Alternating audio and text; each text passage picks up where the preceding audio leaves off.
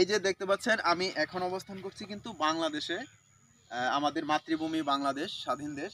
এই যে আমি নো ম্যানস ল্যান্ডে অবস্থান করছি। আসসালামু আলাইকুম, হ্যালো ভিউয়ার্স। আমি এমন একটি জায়গা অবস্থান করছি, আমার ডানে দেখতে পাচ্ছেন আমাদের মাতৃভূমি বাংলাদেশ, স্বাধীন দেশ।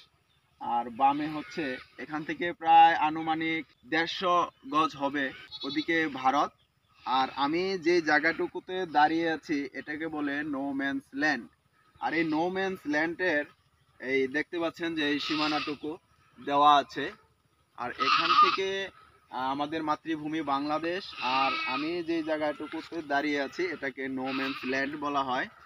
এই নো ম্যানস ল্যান্ড এটা কোনো দেশেরই অধীনে নয়, আমাদের বাংলাদেশ গভর্নমেন্টের অধীনে নয়, এবং ভারতের যে গভর্নমেন্ট তাদের অধীনেও নয়। জানতে পারি যে এই নো ম্যানস ল্যান্ড শব্দটি প্রথম বিশ্বযুদ্ধের সময় উৎপত্তি হয়, এবং আমি আরও জানতে পারি যে এই নো ম্যানস ল্যান্ডের প্রশস্ততা 50 গজ থেকে 500 গজ পর্যন্ত হতে পারে।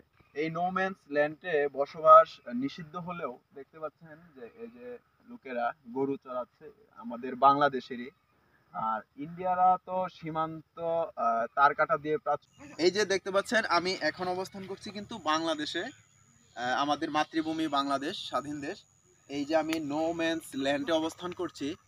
আর ওই বাম পাশে দেখতে পাচ্ছেন যে ইন্ডিয়া, ওটা তো ওই জায়গায় যাইতে হলে তো অবশ্যই পাসপোর্ট ভিসার প্রয়োজন, তো ওইদিকে তো আর যাওয়া সম্ভব নয়। আমি যেই নো ম্যানস ল্যান্ডে অবস্থান করছি এটা হচ্ছে ময়মনসিংহ বিভাগের হালুয়াঘাট উপজেলা ভবনকুড়া ইউনিয়নের মহিষলেটি গ্রামে।